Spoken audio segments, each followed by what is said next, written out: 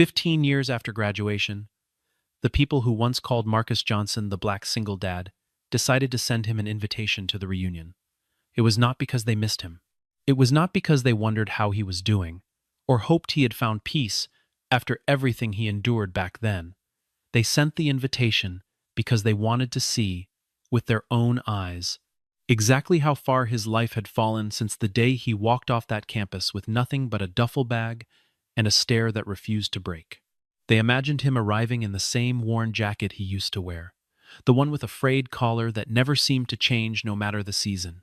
They imagined him standing near the drink table alone, the way he always had, while everyone else in the room laughed about promotions and vacations and second homes. They had already written the jokes in their heads before he ever answered the invitation. Sharp little remarks meant to remind him, one more time, of who he supposedly was and where he supposedly belonged. What none of them expected was the sound of tires rolling to a stop outside the hotel entrance, smooth and deliberate, cutting through the noise of the parking lot like something out of a film. What none of them expected was the door of a gleaming Rolls-Royce Phantom opening slowly, and a man stepping out with a kind of quiet composure that could silence an entire room before he even said a word. The whispers started immediately, uncertain and confused, because the man walking toward the ballroom doors did not look like a punchline anymore. He looked like someone the room should have been afraid to laugh at in the first place.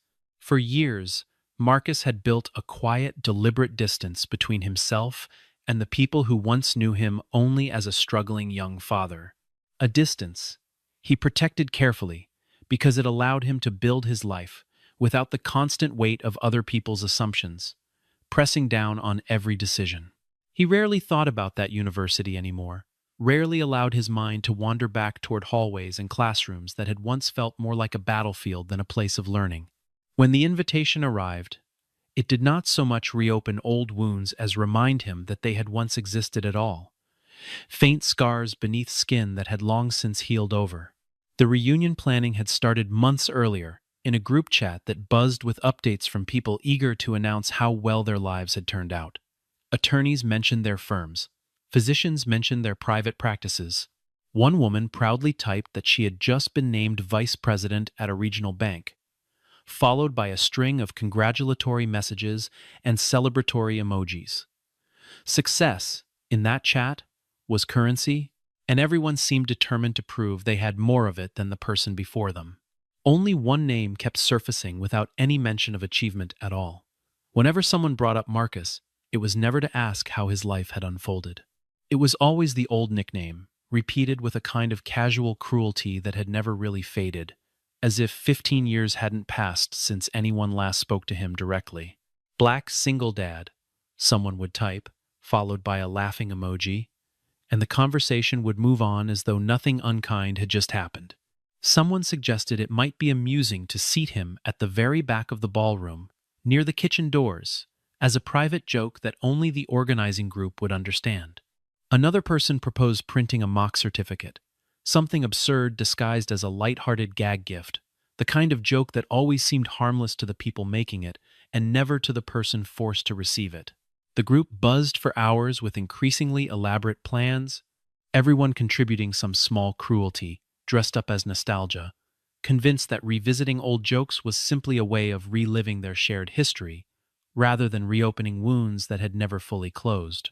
Nobody paused to consider what 15 years might have actually meant for a young man who once carried the weight of an entire household on his shoulders, while his peers worried about nothing heavier than final exams. Success, for most of them, had arrived gradually and predictably, supported by family connections, stable homes, and the quiet safety net of never truly wondering whether tomorrow would bring disaster. They measured their own achievements against a version of Marcus frozen permanently in memory, never once considering that the years capable of transforming their own lives so comfortably might have transformed his just as thoroughly, in directions they could not begin to imagine. They remembered him from senior year, back when he was juggling classes with 3 different jobs just to keep himself afloat. His parents had died within a year of each other, leaving him to raise his young son almost entirely alone while still trying to finish his degree. He wore the same 2 shirts on rotation because there wasn't money for anything else, and more than once he slept in his car in the parking structure behind the library, because it was easier than driving the long way home and losing hours of sleep he couldn't spare. The other students noticed, and instead of compassion, most of them offered judgment. Someone would sneer that he was clearly going to drop out before the semester ended. Someone else would say, loud enough to be sure he heard it, that people like him never really amounted to much of anything.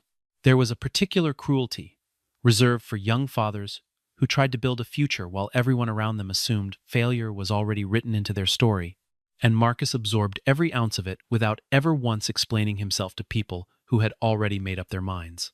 There were smaller humiliations, too, the kind that rarely made it into anyone's memory except his own. A group project partner once refused to work with him, telling their professor loudly enough for the whole classroom to hear that she didn't trust someone who clearly had other priorities to actually contribute anything useful. A cafeteria worker once questioned whether he had really paid for his meal, eyeing him with suspicion while the line behind him grew impatient and silent. None of these moments were dramatic on their own, but stacked together, semester after semester, they formed a kind of quiet erosion that wore down even the most determined spirit. Marcus never spoke about any of it during those years, not because the words weren't there, but because he had learned early that explaining himself to people determined to misunderstand him rarely changed anything. He carried his son to late-night study sessions in the campus library, rocking him gently in one arm while highlighting textbook passages with the other, developing a kind of quiet endurance that no classroom could have taught him.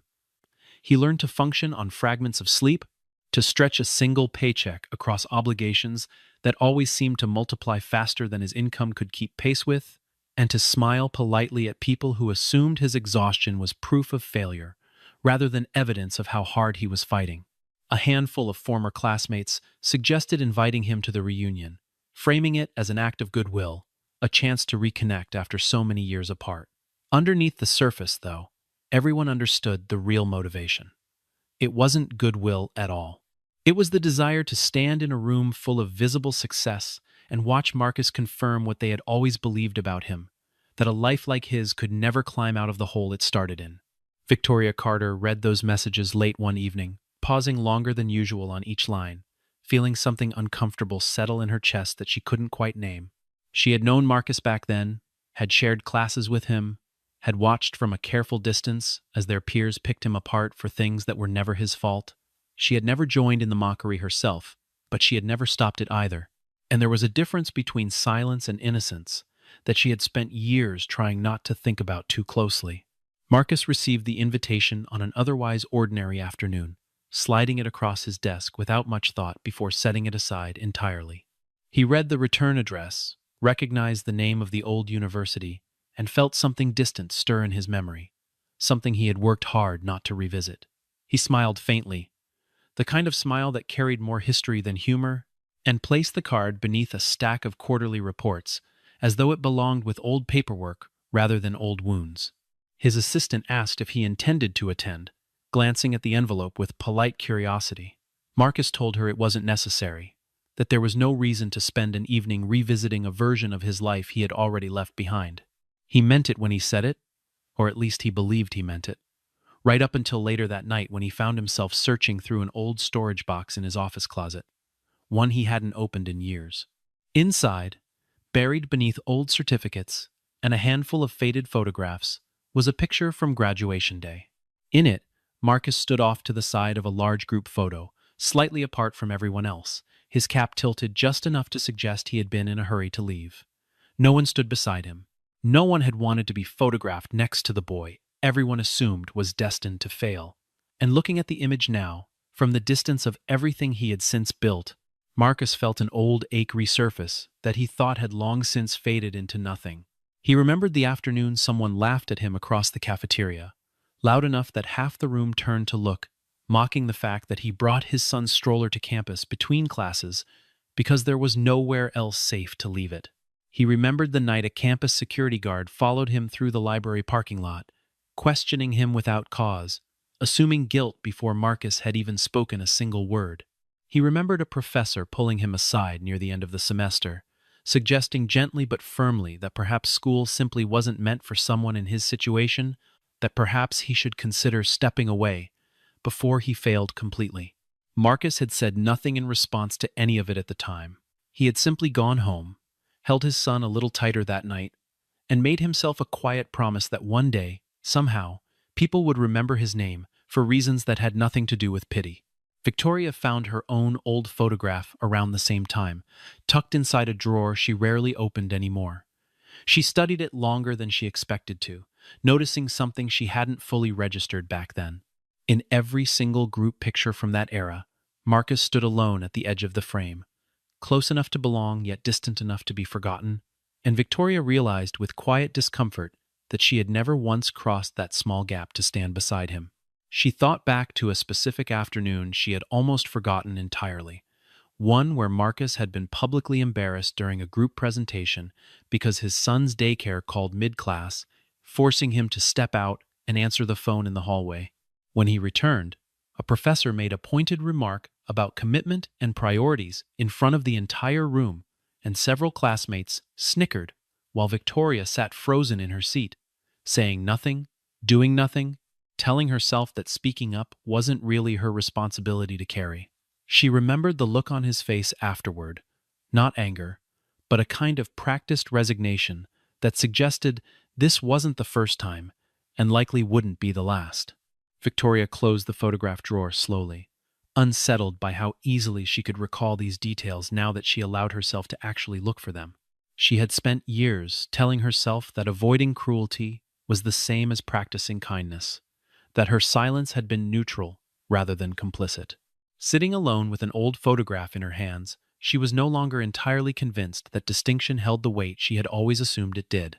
After graduation, Marcus disappeared from the world his old classmates had access to. He never created a social media presence, never posted updates about his career, never gave anyone the satisfaction of tracking his progress from a comfortable distance. To the people who remembered him only as a struggling young father, his silence read as confirmation of exactly what they expected. Surely a man who vanished so completely had nothing worth sharing, they assumed, nothing worth celebrating, nothing that could compete with the polished updates filling their own timelines. The truth was far different from anything they imagined. Marcus spent his first years after graduation driving delivery trucks through early morning shifts, learning the unglamorous mechanics of freight and distribution from the inside out. He worked in warehouses stacking pallets until his shoulders ached, absorbing every detail of how goods moved from one point to another, noticing inefficiencies that everyone else seemed too tired or too indifferent to fix. Slowly, methodically, he began managing small delivery routes, studying logistics, textbooks late at night, after his son had finally fallen asleep. He taught himself the fundamentals of data analysis, using free online courses, staying awake long after exhaustion should have won, driven by the same quiet promise he made to himself the day he saw that lonely photograph years later. Eventually, he began experimenting with early automation tools designed to streamline delivery scheduling, building small systems that saved the companies he worked for meaningful amounts of time and money. It wasn't long before he decided to build something of his own, instead of improving someone else's operation for a modest paycheck. His first company failed within 18 months, undone by inexperience and a market that wasn't ready for what he was trying to build.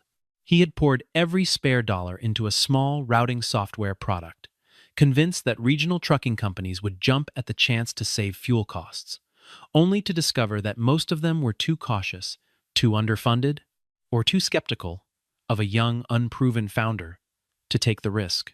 He remembered sitting in his car outside a client's office after they rejected his proposal for the third time that month, forcing himself to breathe steadily before driving home to make dinner as though nothing had happened.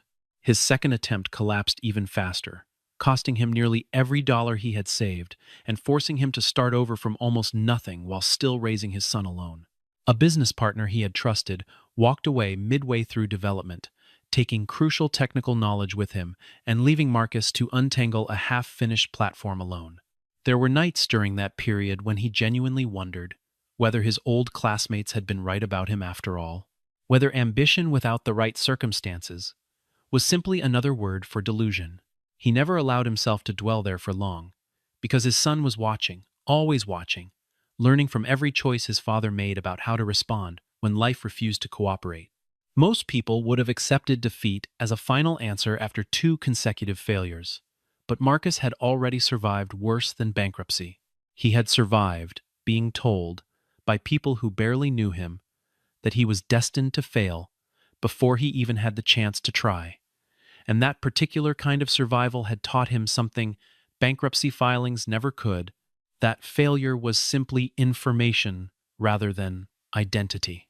His third attempt combined everything he had learned from years of hands-on experience with the logistics industry and his self-taught understanding of artificial intelligence-driven forecasting.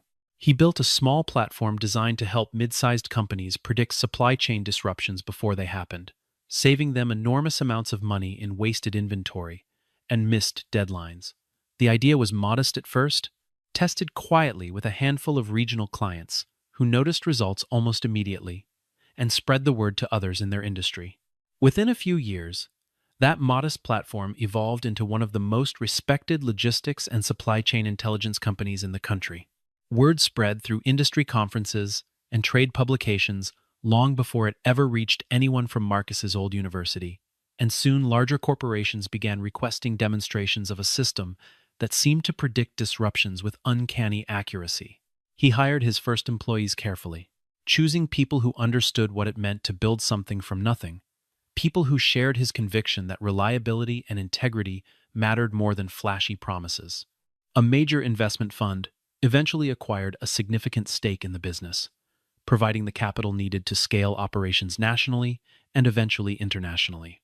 The negotiations took months, filled with due diligence meetings where Marcus found himself, more than once, the only person of color in a room full of skeptical financial analysts studying his numbers with an intensity that felt disturbingly familiar.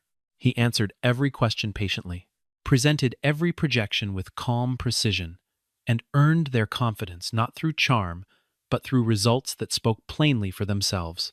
Marcus became the chief executive of a company worth billions of dollars, a company whose technology quietly powered the movement of goods across an enormous network that most consumers never thought twice about. Employees who worked closely with him often described a leader who remembered small details about their lives, who insisted on fair wages and flexible schedules for parents on his team, shaped unmistakably by the years he had spent fighting for exactly those same considerations himself. None of his old classmates knew any of this. To them, he remained frozen in time, forever the young man who once slept in his car and carried the weight of judgment that was never fair to place on him in the first place. The night of the reunion arrived, with all the polish and self-congratulation everyone had spent weeks anticipating. The hotel ballroom gleamed under warm lighting, tables dressed in white linen, a small orchestra playing softly near the back of the room, while guests in expensive attire mingled and compared how successful their lives had become. Laughter filled the space easily, confident, and comfortable, the kind of laughter that belonged to people who had never once questioned whether they deserved a seat at the table. Marcus's name resurfaced quickly once the drinks started flowing. Someone joked loudly that he probably wouldn't even show up, too embarrassed to face a room full of people who had clearly outpaced him in every measurable way.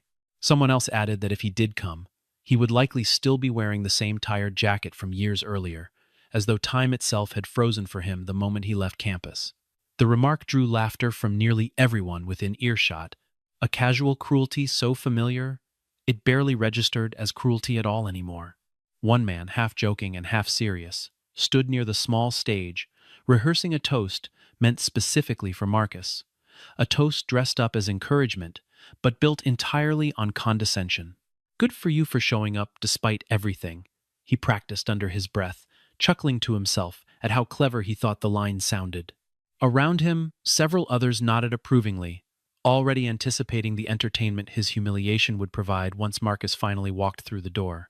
A woman near the dessert table wondered aloud whether Marcus would even be able to afford the ticket price for the evening, suggesting perhaps the committee should have offered him a discount out of pity rather than fairness.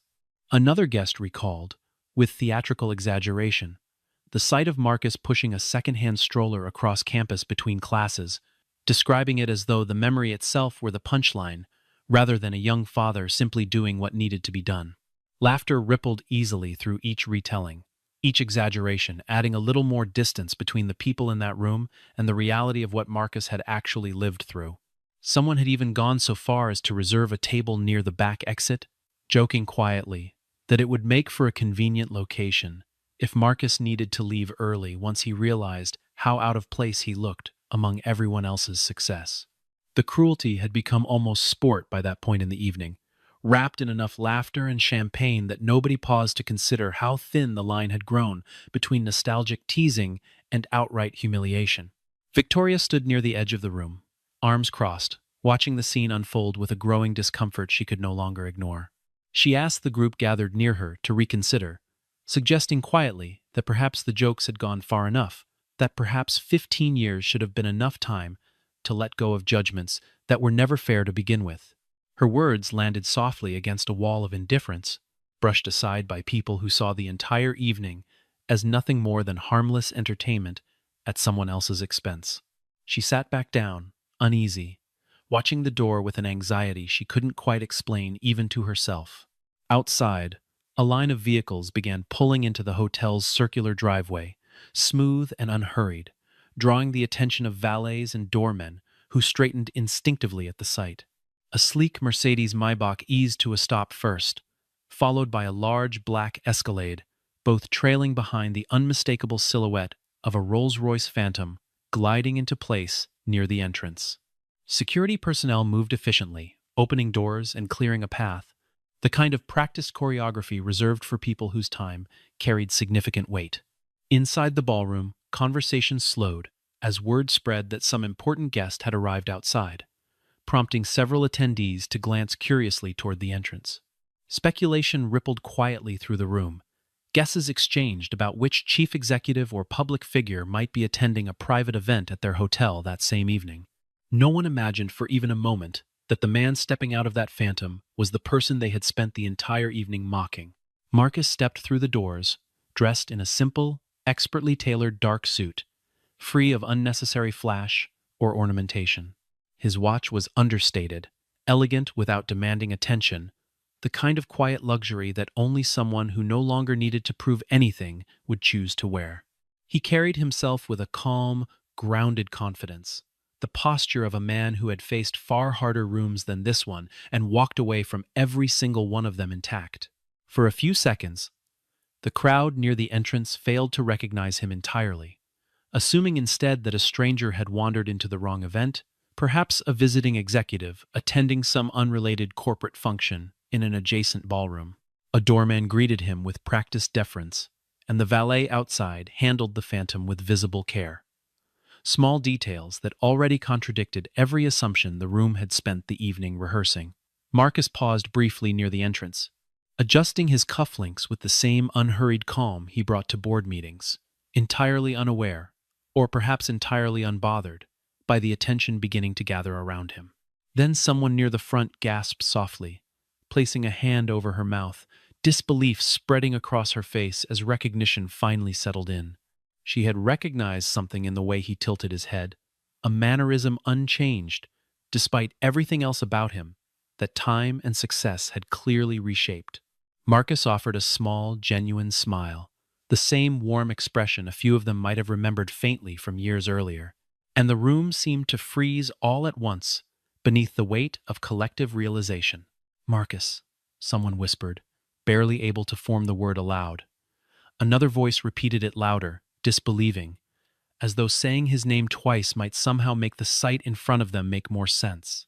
Nobody moved. Nobody spoke above a murmur.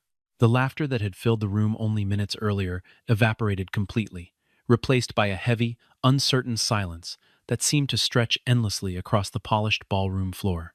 Victoria rose slowly from her seat near the front of the room, her eyes fixed on Marcus as he crossed the ballroom floor with the same unhurried composure he seemed to carry into every room he entered.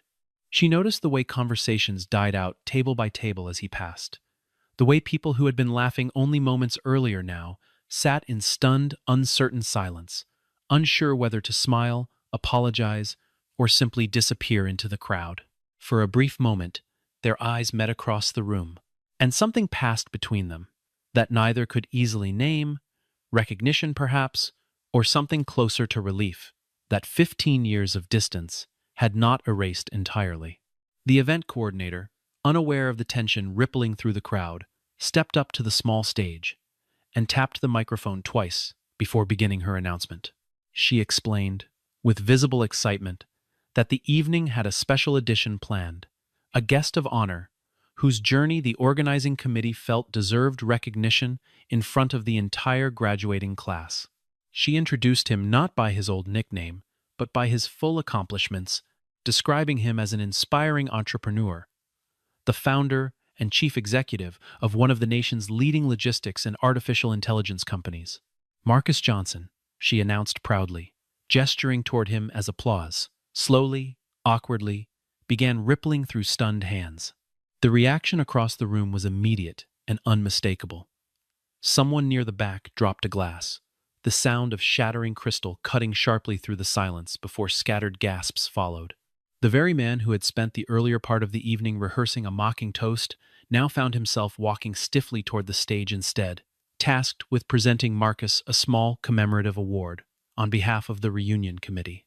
His hands visibly trembled as he extended the plaque, unable to meet Marcus's eyes for more than a brief, uncomfortable second. Marcus accepted the award graciously, offering a polite handshake without a trace of bitterness or satisfaction in his expression.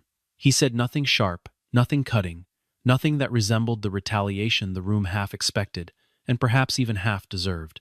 His calm restraint seemed to unsettle people more than anger ever could have, because it left no easy target for guilt to hide behind. The man who had rehearsed his mocking toast only minutes earlier stood frozen near the edge of the stage, the folded note card still crumpled in his jacket pocket. Its clever opening line, suddenly feeling unbearably small against the reality standing in front of him. He mumbled something close to congratulations, his voice barely audible over the low murmur still spreading through the room, and stepped back quickly, relieved to disappear into the crowd before anyone noticed how badly his hands were shaking. Around the room, several other guests who had laughed loudest earlier that evening now found sudden interest in their drinks or their phones, unwilling to meet the eyes of the man they had spent the last hour reducing to a punchline. A few tables away, the woman who had joked about reserving a seat near the back exit sat perfectly still, her earlier laughter replaced by an expression of quiet, uncomfortable recognition. She would later tell a friend that watching Marcus stand there, composed and untouched by their cruelty, felt far worse than if he had simply confronted them directly. There was nowhere to hide from dignity delivered without malice, no easy way to dismiss a man who refused to give them the satisfaction of a reaction they could later laugh about among themselves. Victoria watched from her seat, something warm and unmistakable rising in her chest as she observed him standing there, unshaken, dignified, entirely unwilling to let old cruelty define how he carried himself now.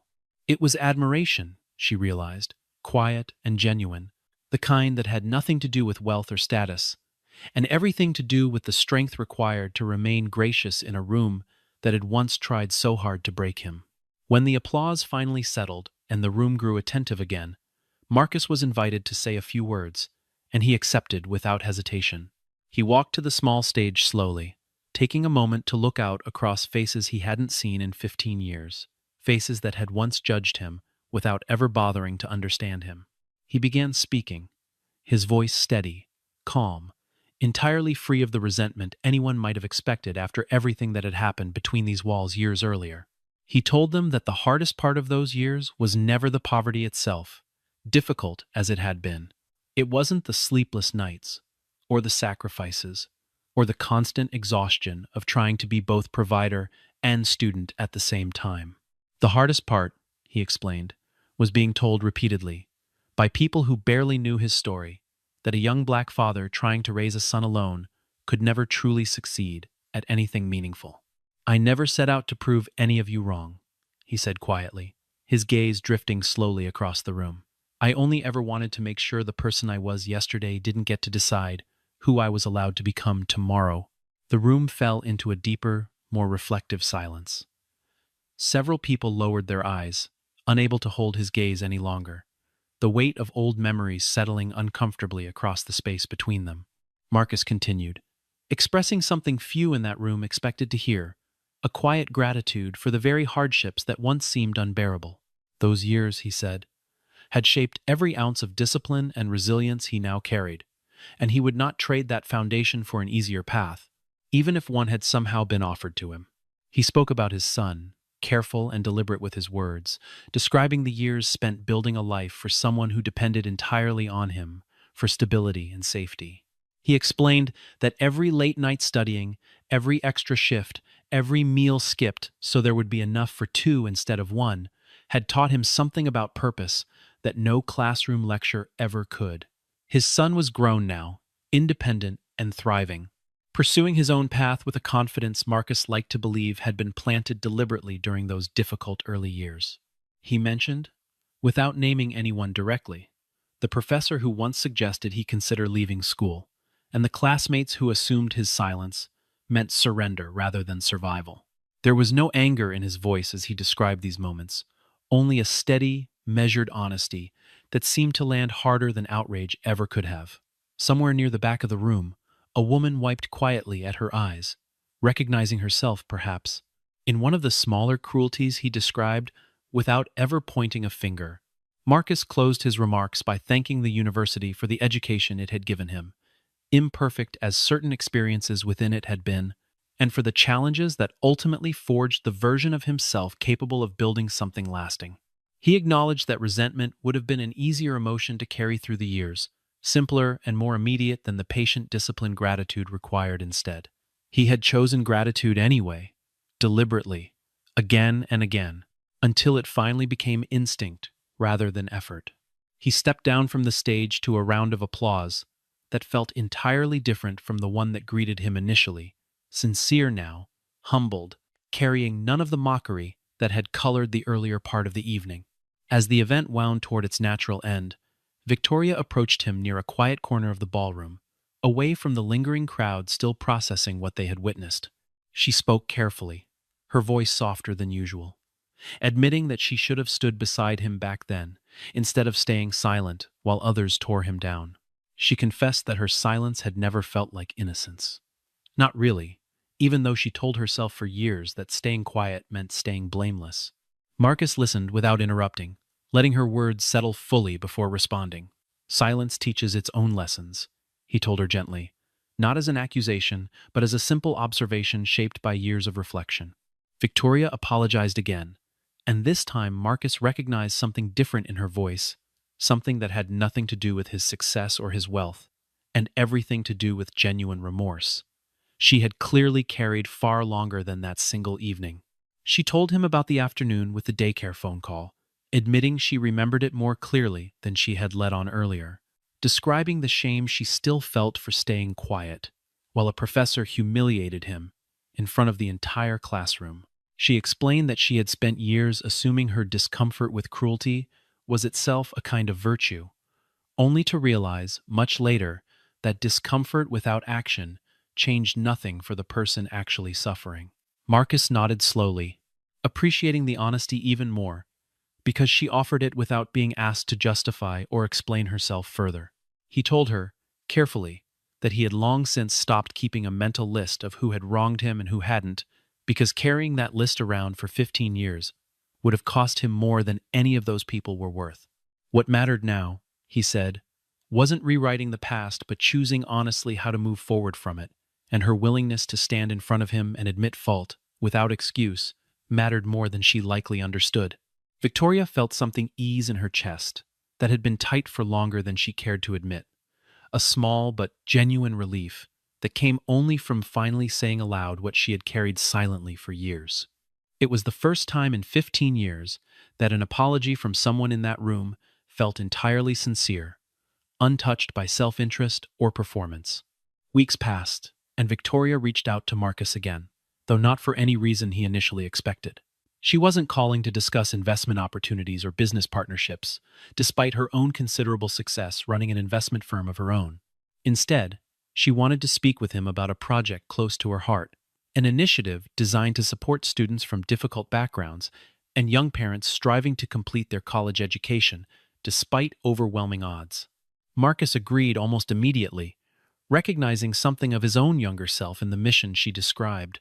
Together, they began building a scholarship and mentorship program aimed at young parents balancing education with the demands of raising children largely on their own, offering financial support alongside practical guidance that neither of them had access to during their own difficult years. Their collaboration unfolded naturally over the following months, built on mutual respect rather than obligation or spectacle. They spent long afternoons reviewing applications together, reading through stories that echoed their own histories in ways that occasionally left both of them quiet for several minutes afterward. Marcus insisted on personally mentoring several of the young fathers accepted into the program, meeting with them regularly to offer guidance drawn directly from his own years of trial and difficulty. Victoria handled much of the financial structure, ensuring the program remained sustainable well beyond its first cohort. Applying the same discipline to this cause that had built her investment firm's reputation over the years. Something quiet began shifting between them as they worked closely together, something neither of them rushed or forced into existence. There was no sudden, dramatic declaration, no single defining moment that changed everything overnight.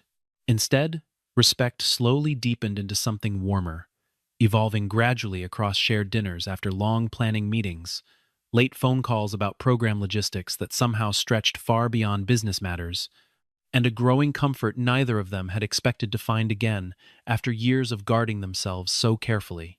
Neither of them rushed to name what was happening between them, content instead to let it develop at its own unhurried pace. Marcus found himself looking forward to their meetings in a way that surprised him, appreciating not just her intelligence but the quiet steadiness she brought to every conversation, an echo of the same steadiness he had spent years cultivating in himself. Victoria, for her part, found herself trusting someone fully for the first time in years, drawn not to his success, but to the calm, unwavering integrity he carried through even the smallest interactions. One evening, after a particularly long planning session, they found themselves talking long after the work had been finished, the conversation drifting easily from program logistics into old memories, shared laughter, and quiet admissions neither had planned to make. Marcus admitted that he had never expected to find something like this again, having spent so many years focused entirely on survival and then on building something lasting for his son. Victoria admitted, in turn, that she had spent years assuming her ambition left no room for anything else until she found herself, almost without noticing, making room anyway. In the months that followed, the mentorship program Marcus and Victoria built together began producing results neither of them had fully anticipated. Several of the young parents they supported completed degrees that once seemed impossible given their circumstances, writing letters of gratitude that Marcus kept in a folder on his desk, reading them occasionally on difficult days as a quiet reminder of why the work mattered.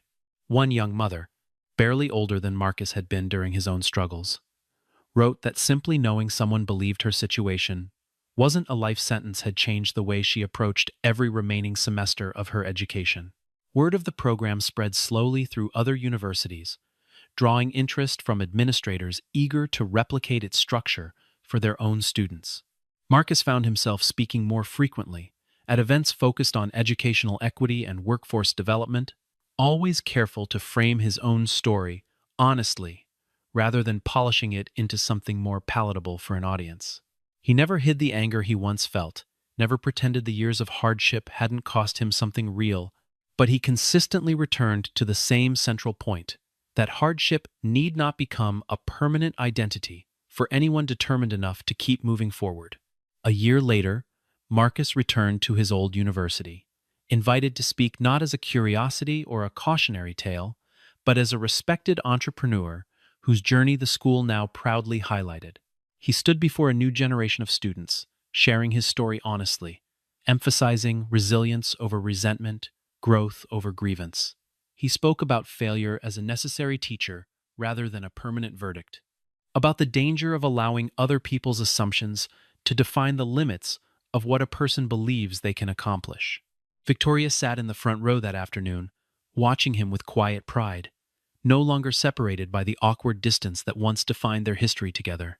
After the event concluded, the two of them walked slowly across the familiar campus grounds, past buildings that had once witnessed some of the hardest years of Marcus's life. He paused near the old cafeteria, memories surfacing gently rather than painfully now, softened by time and everything he had since built.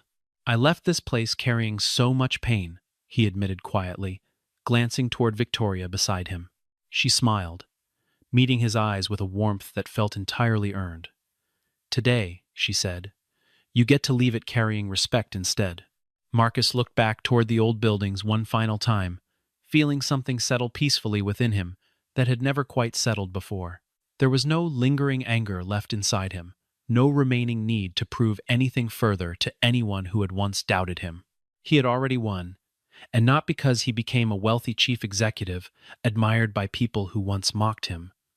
He had won because he refused, even during the hardest years of his life, to let anyone else's contempt determine the direction his future would take.